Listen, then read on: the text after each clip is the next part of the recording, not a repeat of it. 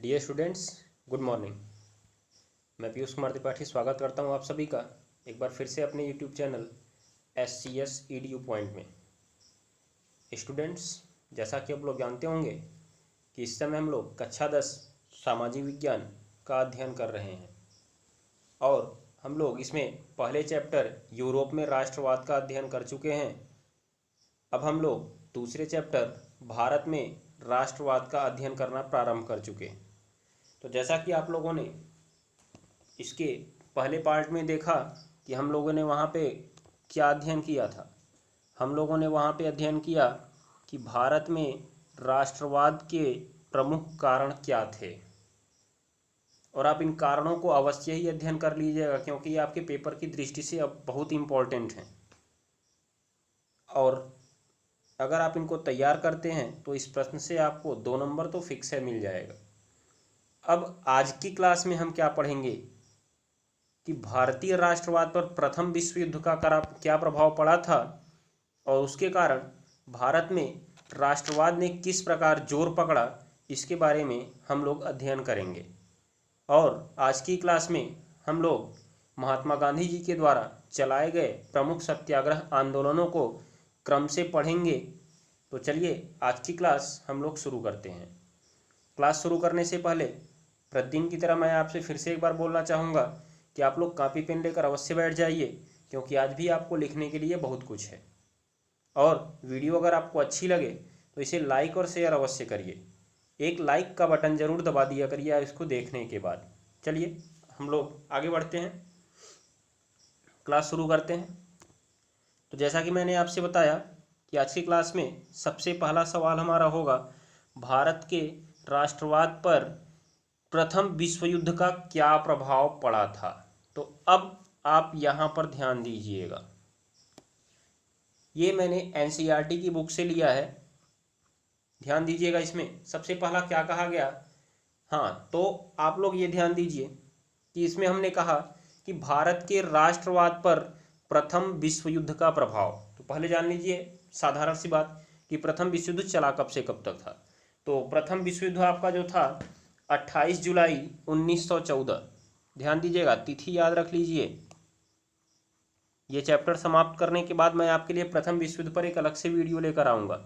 फिलहाल के लिए आज आप ये तारीख याद रखिए, 28 जुलाई 1914 को ऑस्ट्रिया के राजकुमार आर्क ड्यूक, नाम याद रखिएगा इनका, आर्क ड्यूक और इनकी पत्नी की हत्या के साथ शुरू हुआ था और समाप्त कब हुआ था, 11 नवंबर 1918। 11 नवंबर 1918 जर्मनी की पराजय के साथ। ध्यान दीजिएगा, ऑस्ट्रिया के राजकुमार की हत्या के साथ शुरू हुआ था और जर्मनी की पराजय के बाद ख़त्म हुआ था। मतलब ये चला आपका 4 साल तक, 4 साल 5 या 6 महीने तक मान के चलिए। जुलाई, अगस्त, सितंबर, अक्टूबर, नवंबर, 4 महीने तक चला हुआ। 4 साल 4 महीने तक लगभग ये चला था। अब ये सोचिए इतने लंबे समय तक ये युद्ध चला था, ये हमारे भारत में राष्ट्रवाद की दृष्टि से इम्पोर्टेंट क्यों था। भारत ने तो प्रथम विश्व युद्ध में भाग नहीं लिया था, लेकिन आप ध्यान से सोचिए उस समय भारत पर शासन किसका था। शासन किसका था, भारत में शासन कर रहे थे उस समय ब्रिटिशर्स, और ब्रिटेन ने प्रथम विश्व युद्ध में भाग लिया था और ब्रिटेन ने प्रथम विश्व युद्ध में भारतीयों का भी प्रयोग किया था। किस लालच में, उन्होंने कहा कि अगर आप हमारा युद्ध में साथ दोगे तो हम इसके बाद आपको स्वराज देंगे, आपको स्वतंत्र कर देंगे। उन्होंने लालच दी भारत को। तो हुआ क्या, प्रथम विश्व युद्ध में भारतीयों को स्वतंत्रता के नाम पर क्या किया गया, भारतीयों को प्रथम विश्व युद्ध में ले जाके शामिल किया गया। भारतीय सिपाही प्रथम विश्व युद्ध में ब्रिटेन की तरफ से लड़ने के लिए गए और ग्रामीण क्षेत्र से युवाओं को जबरन सिपाही भर्ती किया गया। कि ध्यान दीजिएगा, किसमें, प्रथम विश्व युद्ध में ये अंग्रेजों का काम था, ग्रामीण क्षेत्र से युवाओं को जबरन पुलिस में भर्ती किया गया था। किसके लिए, प्रथम विश्व युद्ध में ले जाकर लड़ने के लिए। तो इससे भारतीय जनता में ब्रिटिश सरकार के विरोध में एक आक्रोश पैदा हुआ। अब सोचिए प्रारंभ में आक्रोश नहीं पैदा हुआ क्योंकि लोगों को ये था कि हम लोग जीत जाएंगे अगर ये लोग युद्ध, तो हमको स्वतंत्र कर देंगे। तो उस समय तक ज़्यादा प्रॉब्लम नहीं थी, कोई इनको समस्या नहीं थी, इन्होंने आसानी से भेज दिया अपने बच्चों को। लेकिन जब युद्ध समाप्त हुआ तो उस समय इतनी क्षति हो चुकी थी कि ब्रिटिशर्स ने सोचा कि अगर हम छोड़कर भारत को चले जाएंगे तो हमारी आय का साधन समाप्त हो जाएगा और हम लोग अपना कोष कैसे भरेंगे। तो इसके लिए उन्होंने भारतीयों पर नए नए कानून लादना शुरू कर दिया। क्या किया उन्होंने? करों में वृद्धि कर दी। ध्यान दीजिएगा, अब यहाँ तो स्वतंत्रता की बात चल रही थी, लेकिन उन्होंने उल्टा काम कर दिया। इन्होंने करों में वृद्धि कर दी, सीमा शुल्क बढ़ा दिए और आयकर शुरू कर दिया। मतलब जो भारतीय कमा रहे थे बेचारे थोड़ा बहुत, उस पर भी कर लेना शुरू कर दिया गया। और युद्ध में खर्चे की भरपाई के लिए युद्ध के नाम पर कर्जे भी लिए गए। अब यहां से भारतीयों में असंतोष पनपा। ध्यान दीजिएगा, यहां से भारतीयों में असंतोष पनपा, क्योंकि भारतीय तो सोच रहे थे कि अब हमें स्वतंत्रता मिलने वाली है, लेकिन इन्होंने उल्टा काम करना शुरू कर दिया अपना कोष भरने के लिए, और इसके विरोध में भारतीयों पर जुल्म ढाना शुरू कर दिया। और ठीक उसी समय हमारे देश में महामारी फैलने के कारण कई लाख लोग मारे जा चुके थे। ध्यान दीजिएगा, कई लाख लोग मारे जा चुके थे और फसल खराब होने की वजह से हमारे देश में उत्पादन भी सही नहीं हुआ। तो इस स्थिति में अंग्रेजों ने फिर भी लगान वसूलने के लिए ग्रामीणों पर या कहें तो किसानों पर जुल्म ढाना शुरू कर दिया, जबरन उनसे लगान वसूलना शुरू कर दिया। अब पूरे देश में यही हालत हो गई। यहाँ पे देखिए दिखाई दे रहा है आपको 120 से 30 लाख लोग मारे गए। मान के चलिए 1 करोड़ 20 लाख लोग, कम नहीं है। ध्यान दीजिएगा, यहाँ पे बहुत ज़्यादा लोग मरे हुए थे। तो अब यहाँ पे सोचिए कि इसके कारण इतने लोग मर गए, दूसरे आप उनके बेटों को, उनके पति को, उनके भाई को आपने लेके चल दिया प्रथम विश्व युद्ध में लड़ाने के लिए, वहाँ पे कितने लोग मर गए, और भारत को स्वतंत्रता देने से आपने मना कर दिया। तो भारतीयों में आपके प्रति आक्रोश नहीं पनपेगा तो क्या होगा? तो ध्यान दीजिएगा, अभी यहाँ पे प्रथम विश्व युद्ध के कारण के बारे में बताया जा रहा है कि प्रथम विश्व युद्ध का कारण मतलब ये प्रभाव क्या पड़ा था भारत पर, भारतीय राष्ट्रवाद पर। तो अब देखिए इन्होंने क्या किया, जब फसल खराब हो गई तो इन्होंने बलपूर्वक भारतीयों से लगान वसूलना शुरू किया।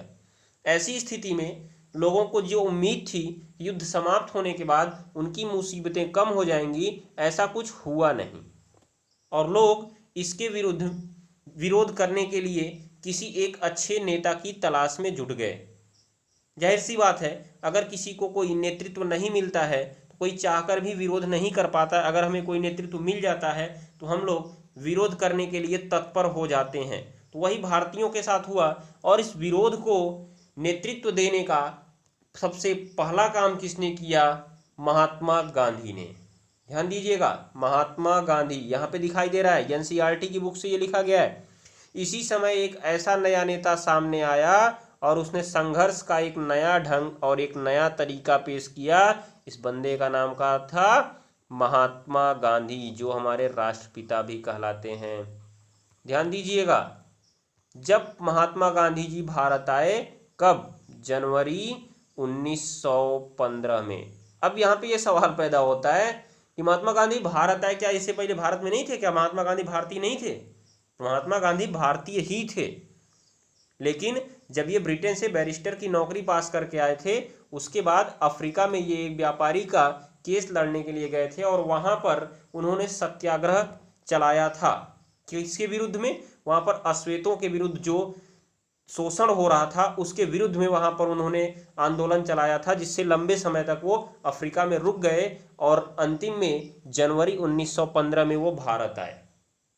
जनवरी 1915 में भारत आने के बाद उन्होंने अपनी वकालत शुरू की और उन्होंने देखा कि यहाँ तो भारतीयों पर बहुत ज़्यादा जुल्म हो रहा है, ब्रिटिशर्स भारतीयों पर जुल्म कर रहे हैं। किस प्रकार से? इस प्रकार जनवरी 1915 में महात्मा गांधी भारत आने के बाद किससे जुड़ गए?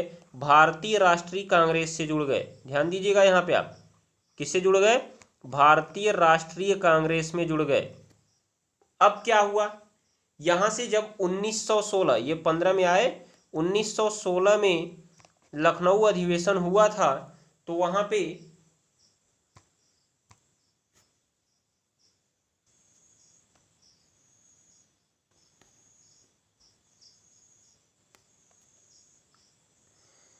राजकुमार शुक्ला नामक एक व्यक्ति से मिले, जिसने इन्हें कहाँ आने का आग्रह किया? चंपारण। चंपारण, ध्यान दीजिएगा। अब यहाँ से क्या हो रहा है, ध्यान से सुनते जाइएगा। यहाँ पे क्या हुआ, गांधी जी जनवरी 1915 में भारत आते हैं और भारतीयों की समस्या जानकर किससे जुड़ते हैं? भारतीय राष्ट्रीय कांग्रेस से जुड़ते हैं। भारतीय राष्ट्रीय कांग्रेस जुड़ने के बाद जब दिसंबर 1916 में, ध्यान दीजिएगा, दिसंबर 1916 में कांग्रेस का लखनऊ अधिवेशन होता है। लखनऊ अधिवेशन, यहाँ पे लखनऊ में कांग्रेस का अधिवेशन हुआ था। वहां पर राजकुमार शुक्ला नामक एक व्यक्ति, राजकुमार शुक्ला, नाम याद रखिएगा, राजकुमार शुक्ला, फिर आपके बाद कानों में आने वाला है कल परसों, संभवतः कल ही आ जाएगा। राजकुमार शुक्ला से मिलते हैं और वो इन्हें चंपारण में आने का आग्रह करता है। चंपारण में क्या हुआ था, किसानों को नील की खेती के लिए उकसाया जा रहा था और उनसे लगान वसूला जा रहा था। ध्यान दीजिएगा, गांधी जी का सर्वप्रथम आंदोलन यहीं से शुरू हुआ। अभी यहाँ पे एक चीज सुनिए आप, गांधी जी राजकुमार शुक्ला के आग्रह पर चंपारण गए।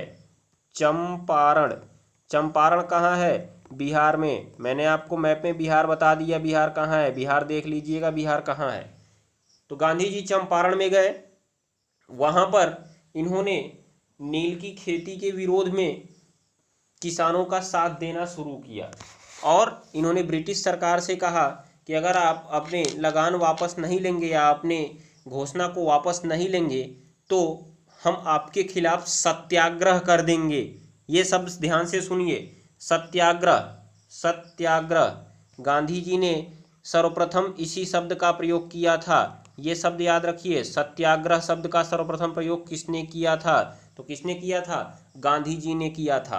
अब आपसे सत्याग्रह का अर्थ पूछा जाएगा कि ये सत्याग्रह क्या है, ये ध्यान दीजिएगा। अभी मैं आपको सत्याग्रह समझा रहा हूं, अब इसके आगे की कहानी हम लोग जब चंपारण आंदोलन या चंपारण सत्याग्रह विस्तार से पढ़ने लगेंगे तब वहां पर पढ़ेंगे। अब यहाँ पे मैं आपको यही शब्द समझाना चाहता था, सत्याग्रह, इसलिए मैं उसको थोड़ी सी कहानी समझाने लगा आपको कि गांधी जी किस प्रकार से भारत आए और किस प्रकार से उन्होंने इस शब्द का प्रयोग किया था। तो अब देखिए, सत्याग्रह शब्द का सर्वप्रथम प्रयोग गांधी जी ने किया था। अब यहाँ से इन्होंने सत्याग्रह करने की बात की, तो सत्याग्रह क्या था? क्योंकि गांधी जी, आपको पता होगा कि अहिंसा के पुजारी थे।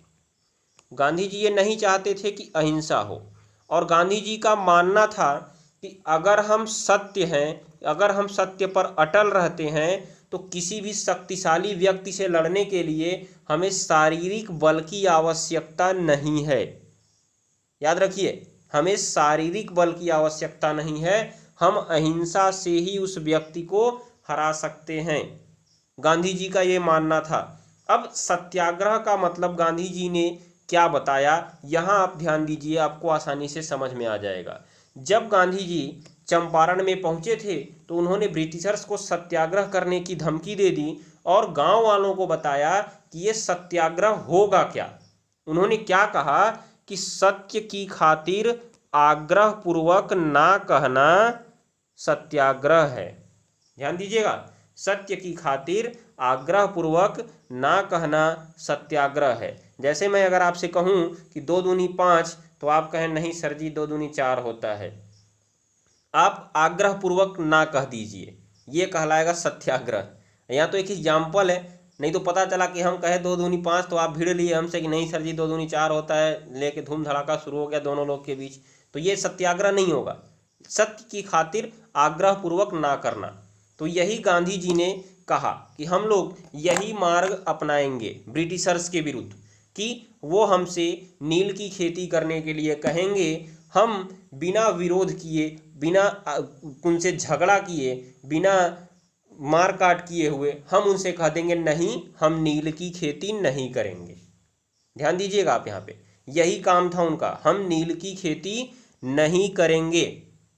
इसीलिए गांधी जी के इस प्रयोग को सत्य आग्रह कहा जाता है। सत्य की खातिर आग्रह पूर्वक ना कहना सत्याग्रह है। गांधी जी ने सर्वप्रथम सत्याग्रह का प्रयोग भारत में चंपारण में ही किया था। अब उन्होंने क्या कहा यहाँ पर, अहिंसा का नारा दिया गांव वालों को। ध्यान दीजिए, गांधी जी आपको पता है अहिंसा के पुजारी थे, तो इन्होंने क्या कहा कि सत्य की खातिर आग्रह पूर्वक ना कहना सत्याग्रह है। अर्थात जब अंग्रेज हमसे कहेंगे या ब्रिटिशर्स कहेंगे कि आपको नील की खेती करना है, तो आप कह दीजिएगा कि नहीं, हम नील की खेती नहीं करेंगे, हम उनसे युद्ध नहीं करेंगे, हम उन पर शारीरिक बल का प्रयोग नहीं करेंगे। वो भले ही हमारे ऊपर डंडे बरसाएंगे, मारेंगे, लेकिन हम लोग हिंसा नहीं करेंगे। गांधी जी देखिए यहाँ पे एक बात पूरे जोर से कहते हैं या पूरे जोर पूर्वक कहते हैं कि अगर आपने हिंसा की तो मैं सत्याग्रह छोड़ दूंगा, क्योंकि तब सत्याग्रह का कोई मतलब ही नहीं रह जाएगा। ध्यान दीजिए, सत्याग्रह एक प्रकार का आंदोलन ही है। अब चूंकि आंदोलन दो प्रकार से हो सकता है, अहिंसात्मक आंदोलन और हिंसात्मक आंदोलन, तो जो अहिंसात्मक आंदोलन होता है वही सत्याग्रह होता है। ध्यान दीजिएगा, वही सत्याग्रह होता है। जब आंदोलन हिंसात्मक हो जाता है तब वो सत्याग्रह नहीं रह जाता है। यही हम लोग सीखेंगे असहयोग आंदोलन में। देखिए जल्दी ही आने वाला है असहयोग आंदोलन। तो अभी फिलहाल के लिए आप सत्याग्रह समझिए, सत्याग्रह लिख लीजिएगा कि सत्याग्रह क्या था। यहाँ से गांधी जी ने गांव वालों को सत्याग्रह का अर्थ समझाया और अपनी शर्तें भी बता दी कि मैं आपको हक दिलवाऊंगा, अर्थात नील की खेती रुकवा दूंगा आपकी, लेकिन आपको एक शर्त है कि अंग्रेज सरकार आप पर डंडे बरसाएगी, गोलियां बरसाएगी, लेकिन आप लोग हिंसा नहीं करेंगे। अगर आपने हिंसा की तो मैं सत्याग्रह छोड़ दूंगा। और गांधी जी ने यहाँ एक बात कठोरता से कही कि आप लोग प्रतिज्ञा लीजिए, और अगर आपने इस प्रतिज्ञा को तोड़ा और मुझे आघात पहुंचाया तो मैं आप लोग को कभी माफ़ नहीं करूंगा। इससे अच्छा आप लोग रात में आकर मेरी गर्दन काट देना, अगर आप लोग सत्याग्रह तोड़ना चाहते हैं तो। अगर आप मेरी गर्दन काट देंगे तो मैं आपको माफ़ करने के लिए ईश्वर से प्रार्थना करूंगा, परंतु यदि आपने मेरी प्रतिज्ञा तोड़ी तो मैं आप लोगों के लिए माफ़ी भी नहीं मांग सकता हूं। गांधी जी ने सत्याग्रह के लिए इतनी बात गांव वालों से कही। अब सत्याग्रह का मतलब एक बार फिर से समझ लीजिए। सत्य के लिए, ध्यान दीजिएगा, सत्य के लिए आग्रह पूर्वक ना कहना सत्याग्रह है। यदि हम उत्पीड़क के खिलाफ, उत्पीड़क से मुकाबला करने के लिए उससे शारीरिक बल से न लड़कर अपने सत्य पर अटल रहकर उसे आग्रह पूर्वक लड़ें, अहिंसात्मक रूप से लड़ें, तो ये कहलाता है सत्याग्रह। और अगर हम सत्य पर अटल रहते हैं, अहिंसा पर अटल रहते हैं, तो गांधी जी का मानना था कोई एक न एक दिन हमें जीत अवश्य मिलेगी। तो गांधी जी का यह प्रयोग सफल भी रहा। इस सत्याग्रह के प्रयोग से प्रत्येक आंदोलन में उनको सफलता मिलती गई और कुछ असफलताएं भी मिली, जिनका अध्ययन हम प्रत्येक आंदोलन में करते चलेंगे। तो आप लोग आज के लिए समझ लीजिए सत्याग्रह क्या है। सत्याग्रह आज आपने समझ लिया। अब हम लोग देख लेते हैं गांधी जी के द्वारा चलाए गए कुछ प्रमुख सत्याग्रहों के बारे में। उनका अध्ययन हम लोग एक एक करके विस्तार पूर्वक करते चलेंगे। आज के लिए बस आप नाम जान लीजिए। गांधी जी के द्वारा चलाए गए कुछ प्रमुख सत्याग्रह। गांधी जी का सबसे पहला सत्याग्रह भारत में क्या था? चंपारण सत्याग्रह। कब हुआ? 17 अप्रैल 1917 में। अभी 2017 में इसका शताब्दी वर्ष मनाया गया था। शताब्दी माने तो 100 वर्ष इसके पूरे हुए थे। कहाँ चला था? बिहार के चंपारण में चला था। लगभग 1 साल तक चला था और यहाँ से इनकी जीत हुई थी। अर्थात कहें तो गांधी जी का ये पहला सफल सत्याग्रह था। अब दूसरा इनका सत्याग्रह क्या था? दूसरा इनका सफल सत्याग्रह अहमदाबाद मिल हड़ताल। अहमदाबाद कहाँ है? गुजरात में है। ध्यान दीजिएगा, गुजरात के अहमदाबाद में मिल हड़ताल। अब ये मिल हड़ताल क्या थी? मिल मालिक और मजदूरों के बीच प्लेग बोनस को लेकर विवाद हो गया था कि उस समय प्लेग फैल गया था, काफ़ी मजदूर मर गए थे, इसलिए मजदूर बोनस मांग रहे थे कि मिल नहीं चली है, हम लोग को बोनस चाहिए बीमारी से लड़ने के लिए। लेकिन मिल मालिकों ने बोनस देने से मना कर दिया कि फैक्ट्री नहीं चली है, मांग नहीं है, तो हम लोग आपको बोनस नहीं दे सकते हैं। इसके विरोध में गांधी जी पहुंच गए अहमदाबाद में। ध्यान दीजिएगा, कब से? यहाँ पे आपको दूसरा नंबर दिख रहा है ना, ये नंबर 1, ये आपका हुआ 17 अप्रैल 1917 में। इसके लगभग 1 साल के बाद गांधी जी पहुंच गए अहमदाबाद में, जहां पर इन्होंने अपना दूसरा सत्याग्रह का प्रयोग किया। जिसका नाम था अहमदाबाद मिल हड़ताल, या कहें तो अहमदाबाद मिल सत्याग्रह। यहाँ पर गांधी जी ने मिल मालिकों के खिलाफ मजदूरों के साथ मिलकर सत्याग्रह की शुरुआत कर दी, और जो मजदूर 35% बोनस की मांग कर रहे थे और मिल मालिक उन्हें एक भी बोनस देने को तैयार नहीं थे, लेकिन गांधी जी के विरोध के कारण मिल मालिक 20% बोनस देने को तैयार हुए। तो यहाँ पे तो इसे पूर्ण रूप से सफल नहीं कहा जा सकता है, लेकिन फिर भी इसे सफल माना जाएगा, क्योंकि गांधी जी उन्हें 20% बोनस दिलाने में सफल हुए, और इसे हम गांधी जी का दूसरा सफल सत्याग्रह कहते हैं। इनको क्रम से आप लिख लीजिएगा, ये आपसे क्रम पूछा जाता है कि गांधी जी के द्वारा चलाए गए सत्याग्रहों में क्रम से कौन कौन से सत्याग्रह हैं, या गांधी जी के द्वारा चलाए गए सत्याग्रहों को क्रम से व्यवस्थित कीजिए। गांधी जी का तीसरा सत्याग्रह क्या था? खेड़ा आंदोलन। खेड़ा आंदोलन ये भी कहाँ चला था? गुजरात के खेड़ा में। कब जी? 22 मार्च 1918। इसके पहले कौन सा? अहमदाबाद मिल हड़ताल। देखते रहिए, 15 मार्च 1918, केवल 7 दिन का फर्क है। यहीं से क्रम बदल जाएगा, कुछ लोग अहमदाबाद को बाद में रखते हैं, खेड़ा को पहले रख देते हैं, लेकिन नंबरिंग आप याद रखिए, अहमदाबाद मिल हड़ताल पहले है, खेड़ा बाद में है। ठीक है ना? आगे बढ़िए। देखिए इसमें खेड़ा आंदोलन किस लिए चलाया गया था? किसानों की फसल बर्बाद होने के बाद लगान चुकाने के विरोध में। क्योंकि किसानों की फसल बर्बाद हो चुकी थी, जैसा कि मैंने आपको बताया कि 1918 में प्लेग फैलने के कारण, महामारी फैलने के कारण काफ़ी लोग मर गए, और उस साल बारिश अच्छी नहीं होने के कारण किसानों की फसल भी बर्बाद हो गई थी, जिसलिए वो लगान चुकाने में असमर्थ थे। परंतु जैसा कि आपने देखा था कि उस समय प्रथम विश्व युद्ध समाप्त हो रहा है। कब समाप्त हुआ था? 11 नवंबर 1918। तो अंग्रेजी सरकार अपना कोष भरने के लिए किसानों से ज़बरदस्ती लगान वसूलना चाहती थी, जिसके विरोध में किसानों ने हड़ताल करना शुरू कर दिया या आंदोलन करना शुरू कर दिया, जिसमें गांधी जी ने उनका साथ दिया था। तो ये गांधी जी का तीसरा सत्याग्रह था। नंबर 4, रोलट सत्याग्रह। ये क्या था? ब्रिटिश सरकार के द्वारा पारित रोलट एक्ट, मार्च 1919 में। इसमें कानून में क्या था जो इन्होंने रोलट एक्ट, मतलब इसका विरोध क्यों किया गया? क्योंकि इस कानून में भारतीय प्रेस पर प्रतिबंध लगता था, और इसमें यह कहा गया कि आपको बिना किसी मुकदमे के 2 साल तक जेल में बंद करके रखा जा सकता है। बिना किसी मुकदमे के, आपके ऊपर बिना मुकदमा लिखे आपको 2 साल तक जेल में रखा जा सकता है, इस कानून में ऐसा कहा गया था, और इसे कठोरता से भारतीयों के ऊपर लागू किया जाना था। इसलिए भारतीय इसका विरोध शुरू कर चुके थे, और गांधी जी ने रोलट सत्याग्रह इसी रोलट एक्ट के विरोध में अप्रैल 1919 में शुरू किया था। अब यहीं से एक घटना घटी 13 अप्रैल 1919। आपको याद होगा, अगर आपने थोड़ा बहुत भी इतिहास पढ़ा है तो ये घटना तो आपको याद ही होनी चाहिए। 13 अप्रैल 1919, जलियांवाला बाग कांड। यही रोलट एक्ट का विरोध करने के लिए वहां पर बहुत सारी जनता गई हुई थी, पंजाब के जलियांवाला में। वहां पर इन पर अंधाधुंध गोलियां बरसा दी गई, और इसमें कई लोग मारे गए। गिनती नहीं की जा सकी थी कितने लोग मारे गए थे इसमें। इसको भी हम लोग विस्तार पूर्वक पढ़ेंगे, आप लोग बस बने रहिएगा वीडियो के साथ। तो चलिए आगे बढ़ते हैं। 5वां सत्याग्रह गांधी जी के द्वारा चलाया गया, कौन सा था? असहयोग आंदोलन। ये व्यापक रूप में चलाया हुआ आंदोलन था। कब चला था? 1 अगस्त 1920 में। इसे ही देखिए प्रथम जन आंदोलन कहा गया। अब तक के जितने भी आंदोलन थे वो सारे के सारे क्षेत्रीय आंदोलन थे, क्षेत्रीय समस्या को लेकर आधारित थे। बिहार के चंपारण में हुआ तो वहाँ किसानों से नील की खेती करवाने के विरोध में हुआ। उसके बाद अहमदाबाद मिल हड़ताल हुई, मजदूरों को लेकर थी। उसके बाद खेड़ा में जो सत्याग्रह हुआ किसानों की फसल बर्बाद होने को लेकर हुआ, और रोलट सत्याग्रह हुआ। ये भी व्यापक रूप धारण नहीं कर पाया था, लेकिन व्यापक रूप से चलने वाला इनका पहला जन आंदोलन गांधी जी का कौन सा था? असहयोग आंदोलन, जिसकी शुरुआत 1 अगस्त 1920 से गांधी जी ने की थी।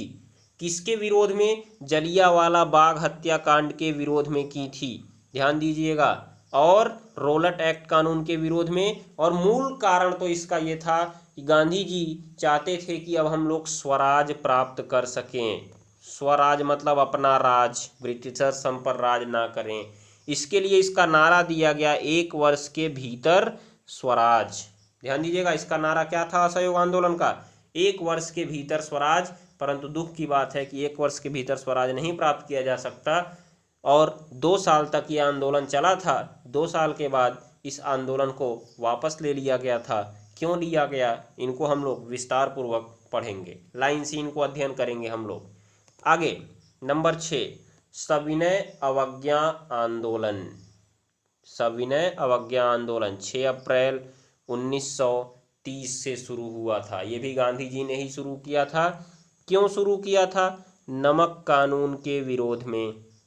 अब कैसे हुआ, क्यों हुआ, ये सारे आंदोलन किस प्रकार से हुए, इनकी पृष्ठभूमि क्या थी, इनमें सफलता मिली या नहीं मिली, सफलता मिली तो कितनी मिली, इस आंदोलन की कमी क्या थी, लोगों ने इन आंदोलनों को किस प्रकार से लिया था, हम लोग इनको नंबर वाइज विस्तार पूर्वक प्रतिदिन की वीडियो में हल करते हुए या कहें तो विस्तार पूर्वक पढ़ते हुए चलेंगे।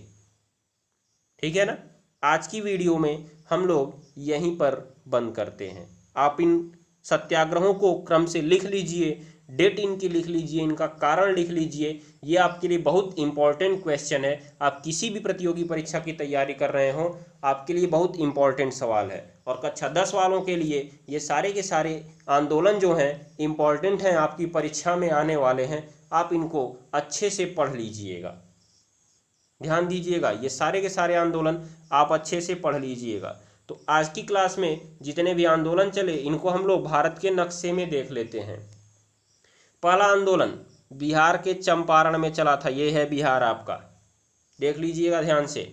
दूसरा आंदोलन अहमदाबाद मिल हड़ताल गुजरात में हुई थी।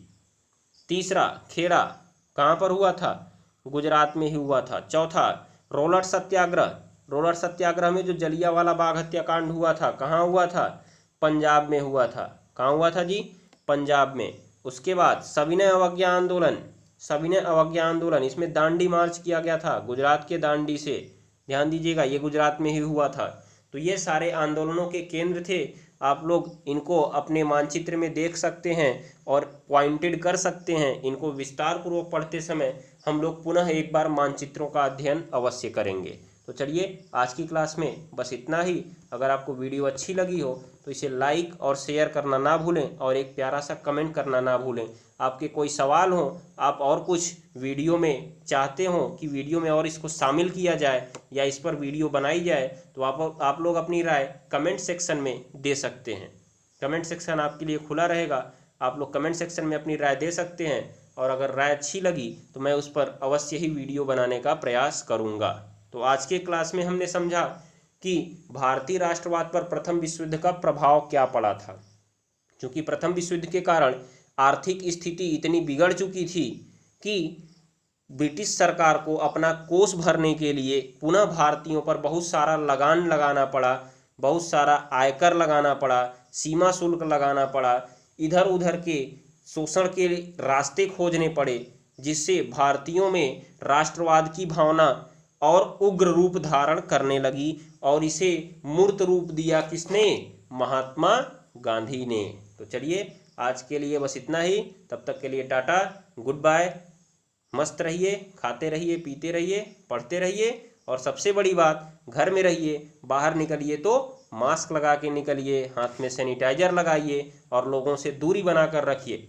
क्योंकि हमारा देश खुल रहा है लेकिन अभी कोरोना गया नहीं है, ध्यान दीजिएगा, अभी वैक्सीन कोई नहीं बनी हुई है। इसलिए आप लोग सतर्क रहिए, स्वस्थ रहिए और मस्त रहिए, पढ़ते रहिए। परीक्षा आपकी आने वाली है, परीक्षा की तैयारी करते रहिए। चलिए मिलते हैं कल, तब तक के लिए नमस्कार, गुड बाय। मिलते हैं कल की क्लास में।